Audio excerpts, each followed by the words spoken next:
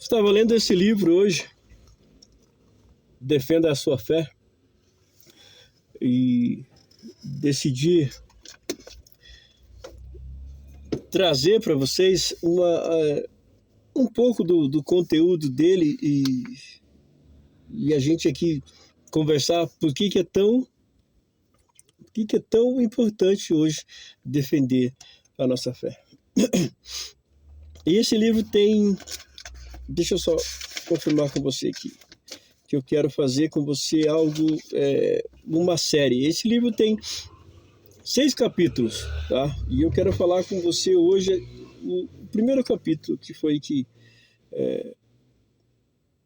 me fez pensar em fazer esse vídeo para você. Tá? E o primeiro capítulo dele diz assim: Deus existe? E a grande questão, o grande questionamento hoje é exatamente esse, né? Deus existe? Para nós que somos cristãos, provar a existência de Deus muitas vezes não é tão fácil. Porque uma coisa é nós acreditarmos nas evidências, acreditarmos na ação espiritual, acreditarmos no mover espiritual, no que aconteceu com nós, com relação ao nosso contato, a nossa vida sobrenatural com Deus. E outra coisa é fazer com que alguém que não tenha vida com Deus acredite na existência dele. Então, defender a nossa fé hoje não é só uma questão mais de apenas um debate com alguém que não é cristão, mas também temos a possibilidade de evangelizarmos alguém, de fazermos com que alguém entenda e perceba a existência do nosso Deus. Nesse livro aqui, alguns pontos chamam a atenção, e nesse primeiro capítulo eu quero falar com você. Eu quero ler para você isso aqui. Olha o que ele diz. Neste mundo, Deus só pode ser reconhecido por meio da fé. Então, embora haja muitíssimas boas razões para crer, muitas das quais quero apresentar neste pequeno livro, em certo sentido, ninguém pode provar a existência de Deus.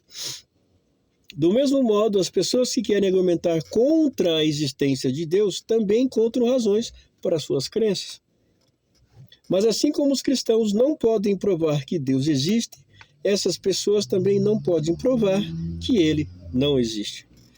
Tanto crer quanto não crer em Deus exige certa dose de fé. E aqui eu quero colocar um primeiro ponto para você. E eu acredito que não crer na existência de Deus exige uma dose ainda maior de fé. Porque é preciso ter muita fé para imaginar que um universo como o nosso, perfeito, com cada astro, com cada estrela em seu devido lugar, com uma natureza como a nossa, que se recria, que se refaz com as suas cores, que os animais, todos eles, com suas características, que se refazem, que se renovam dentro de cada espécie, certo, de forma correta, sem nenhum erro. Este mundo que bastaria apenas uma diferença de milionésimos de segundos, ele se chocaria contra um meteoro e se destruiria. Este mundo cheio de composições químicas, que bastaria uma pequena mudança, como numa receita de bolo, onde você coloca um pouco a mais de açúcar ou um pouco a mais de sal e tudo muda. E esse mundo que apenas uma mudança era capaz de fazer que ele se tornasse inabitável para nós. É preciso ter muita fé para acreditar que não houve uma criação humana, para acreditar que nós nascemos de uma explosão, que do nada nasceu tudo que se tem hoje. Eu acredito que é preciso ter muita fé para acreditar que Deus não existe. E o autor continua: há, porém, um dado interessante. Percebi que quase todos os que se posicionam contra a existência de Deus, sejam ateus declarados ou simples agnósticos, caem em contradição. Talvez não creiam que haja um Deus no universo, mas ainda assim não conseguem livrar-se da íntima convicção moral de que as pessoas devem fazer certas coisas e simplesmente não podem fazer outras. em meus debates com pessoas que não são cristãs, trazer à tona essa realidade, além de demonstrar que se trata, na verdade, de uma incongruência, tem se mostrado algo que as ajuda muito. Trazer à tona qual realidade? Qual realidade que ele está falando aqui? Que existem questões morais intrínsecas ao homem. O homem pode fazer certas coisas, mas existem coisas que o homem não faz naturalmente, porque moralmente ele entende que não pode ser feito. E isso por si só já indica uma questão que aqueles que acenam para a não existência de Deus acabam se chocando com isso, porque se Deus não existisse, se as leis morais de Deus não existissem, se o certo e errado não existisse, esse mundo, as pessoas, os seres humanos já teriam se matado, todos.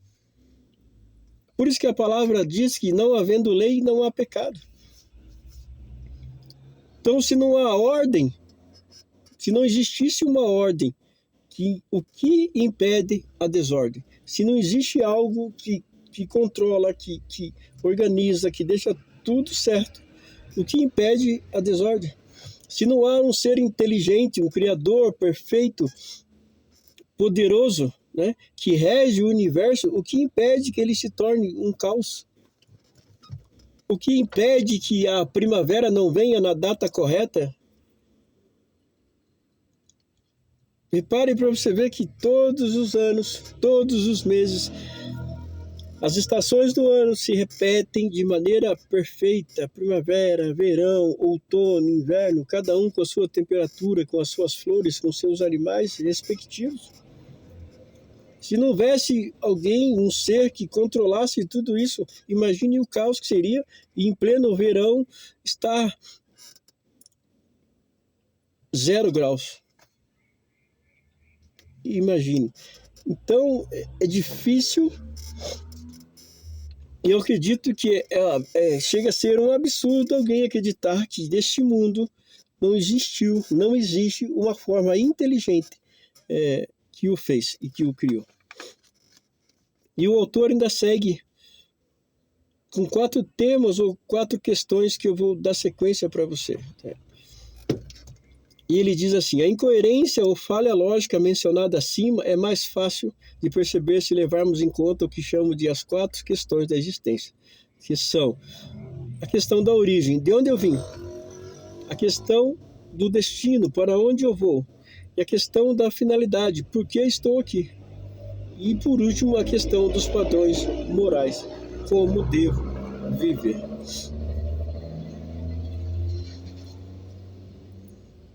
E eu quero logo na sequência, no próximo vídeo, eu quero responder para vocês essas 4 questões. De onde eu vim, para onde eu vou, por que estou aqui e como eu devo viver.